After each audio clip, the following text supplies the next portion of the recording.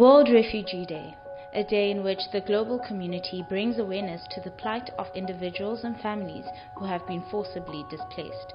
A day in which we acknowledge their courageousness and their resilience.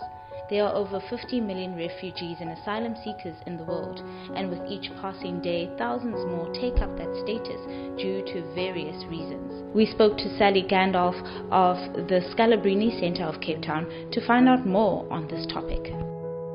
So people leave countries for many reasons. It might be that there is war or conflict in their country, but some people leave their country of origin for other reasons. For example, personal persecution. In terms of refugee and asylum law internationally and on the African continent and domestically, South Africa recognizes two broad categories that would allow someone to claim asylum in the country.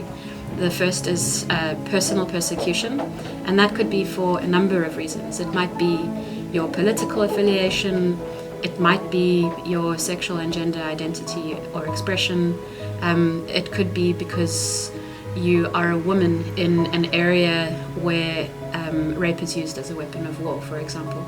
The second broad category is someone fleeing internal or external related conflict. Many refugees find themselves having to walk from country to country for safety. This year's theme for World Refugee Day took that reality into consideration and sought to have the international communities show solidarity by essentially walking in the shoes of refugees. This was the #StepWithRefugees movement that spread worldwide, entailing people to either walk, run, or cycle, with the goal of collectively covering the distance refugees cover every year. The stories that we hear from a lot of people who approach Scalabrini for assistance is that they have walked from one country to another, to another, to another in order to find safety and security.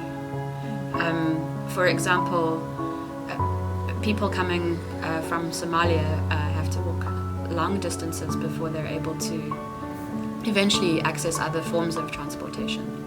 I've definitely heard stories, multiple stories, of people who have traveled on foot for a majority of the distance. There are other means of transport. Some people use buses or the truck networks in Africa as well. But I think in between being able to use a form of transport like that, there is also a lot of walking. One story that happened quite recently and that was very meaningful for all of us here at Scalabrini is the story of someone called Love.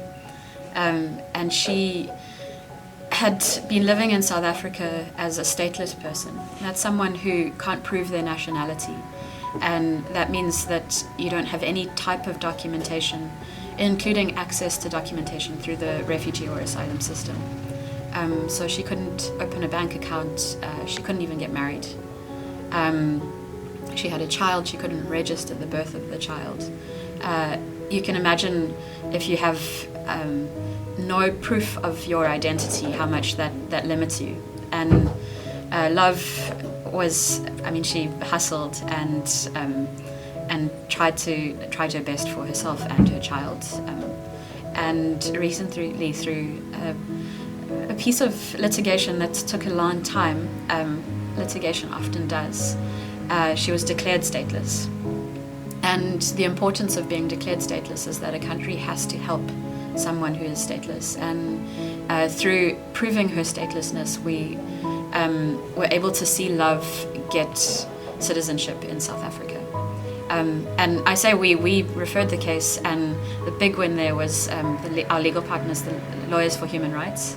And we're really proud of the work that they've done, and seeing Love finally being able to access documentation and start to build her life even more here. Now she can get married to her partner, and her child can access documentation as well.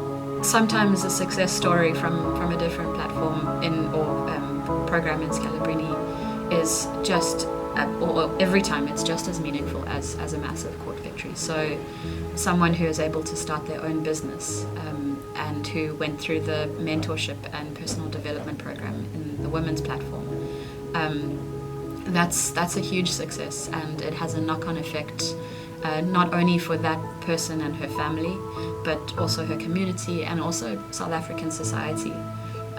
This person is starting a small business and she's giving back. In the same way, people who come and learn English, the type of integration that happens through being able to start communicating is a success.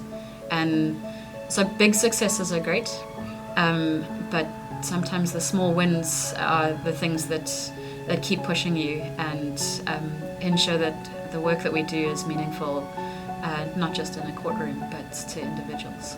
I think that the theme of this year's International Refugee is a particularly poignant one. The theme of walking is important to the story of refugees, but it goes back to kind of walking in someone else's shoes and the empathy that is needed to really understand what someone else has gone through. In South Africa, as a country, we've walked a long way. I think that there's a lot further that we can walk, and perhaps walking with others from the rest of the continent is a way to continue to move forward.